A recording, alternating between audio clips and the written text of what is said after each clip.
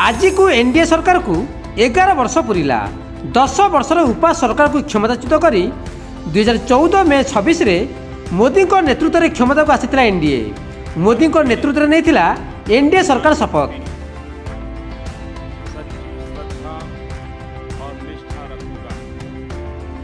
लगातार तृतीय थर एनडीए केंद्र में सरकार नेतृत्व नेउछि। गला 11 वर्ष में अनेक ऐतिहासिक निष्पत्ति नहीं एनडीए सरकार। गुजरात में आयोजित साधारण सभा को संबोधित बेले मोदी कहते प्रथमे गुजरातवासी तांको आशीर्वाद देवा परे कोटी कोटी देशवासी समर्थन आज से भारतर प्रधान सेवक साजी पारिछंती।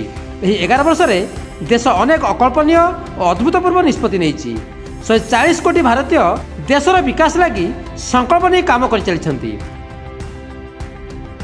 देश आज सबु क्षेत्र में आगे चली निराशार अंधार बाहरी देश विश्वास उज्जवल भितर तिरंगा उड़ाऊँच।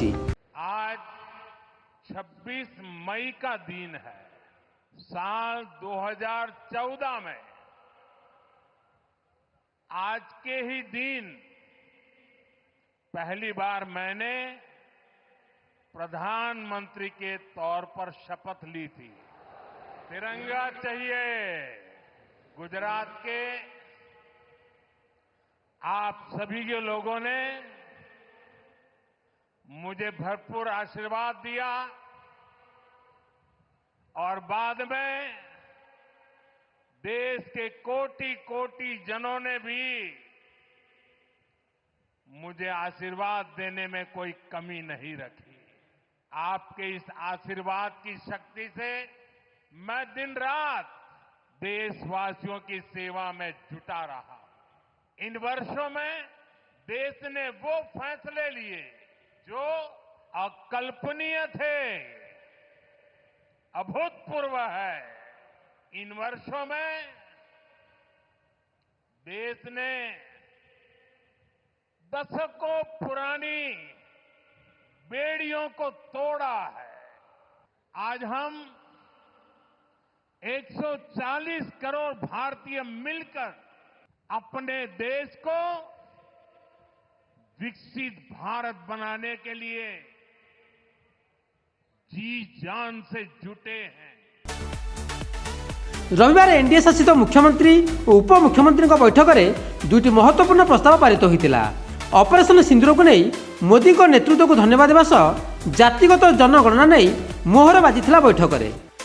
इस कॉन्क्लेव में 2 प्रस्ताव पारित हुए। एक प्रस्ताव तो ऑपरेशन सिंदूर, जिसमें जो प्रधानमंत्री मोदी जी के नेतृत्व में ऑपरेशन सिंदूर हुआ और जो हमारे फौज के हमारे आर्मी के जवान्स ने जो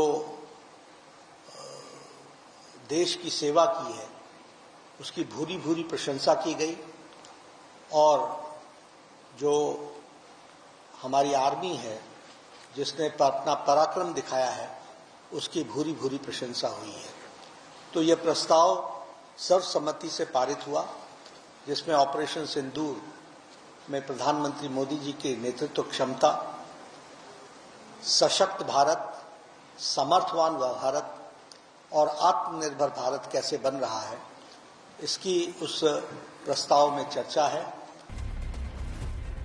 सेपटे एनडीए सरकार को 11 वर्ष पूर्ति अवसर में एआईसीसी अध्यक्ष मल्लिकार्जुन खड़गे कहते केवल बड़ बड़ प्रतिश्रुति दे देश को दुर्दशा भितर को ठेली देते मोदी। अच्छे दिन में भय संचार स्वप्न साब्यस्त होती।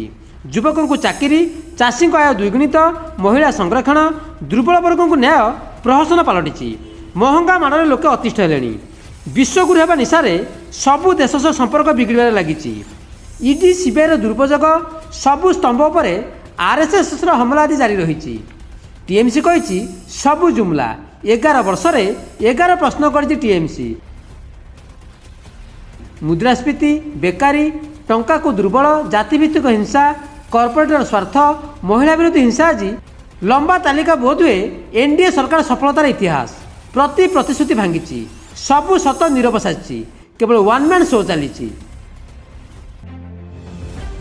सेपटे आसंता मासरे ओडिशा रे मोहन सरकार को भी वर्षे पूरीब। मोहन सरकार वर्षपूर्ति अवसर में प्रधानमंत्री ओडिशा आसीपारती। सरकार लक्ष्य स्थिर रही। यार भित्तिभूमि प्रधानमंत्री 2014 पकाई सामग्रिक विकास लगी भित्तिभूमि सजाड़ी आगक जावाक पण कर एनडीए बोली आईन मंत्री आउ एनडीए 11 वर्ष और जून में मोहन सरकार को वर्ष पूर्ति नहीं बीजेडी कही ओडिशा सब बेले अवहेलार शिकार हो आसुची से नवीन सरकार अमल सम दूरता बजाय रखा जाउतिला। मोहन सरकार वर्षे है केवल सभा समिति और सांस्कृतिक काम में मातिछंती शपथ हिसाब सरकार कौन देवे से विफलतार चिठा खोल बीजेडी लक्ष्य आम आगे स्थिर अच्छी तार जो भित्तिभूमि तैयारी कर आवश्यकता थिला जो कथा जमी सर्वभारतीय स्तर में 2014 मसीह से भित्तिभूमि को तार भित्तिभूमि पकईबार प्रचेषा माननीय प्रधानमंत्री आज ये देश में करिसेंती आमे गोटे सर्वबृहत अर्थनीति भाव में 10म स्थान आसिक आज 4th स्थान में पहुँची तार उपलब्धि होटा से भाव में ओडिशा रे जेतेबेले भारतीय जनता पार्टी सरकार आसिबा परे ये जो भित्तिभूमिर प्रक्रिया जहाँ आवश्यकता अच्छी गोटे ग्रोथ इंजिन को आगक नवाई ग्रोथर गोटे सामग्रिक विकास करने जो अर्थनीति आरंभ करी साधारण जनतार जो ग्रोथ पर कैपिटा इनकम पर्यंत ये समस्त ग्रोथ को एका संगे सामल्टेनियसली नहीं आगू जावाई जो भित्तिभूमिर आवश्यकता से भित्तिभूमि को आम एवं सुदृढ़ कर प्रक्रिया ए वर्ष भितर करें गोटे वर्ष है बर्तमान देखुचु ओडिशा जो सरकार चलती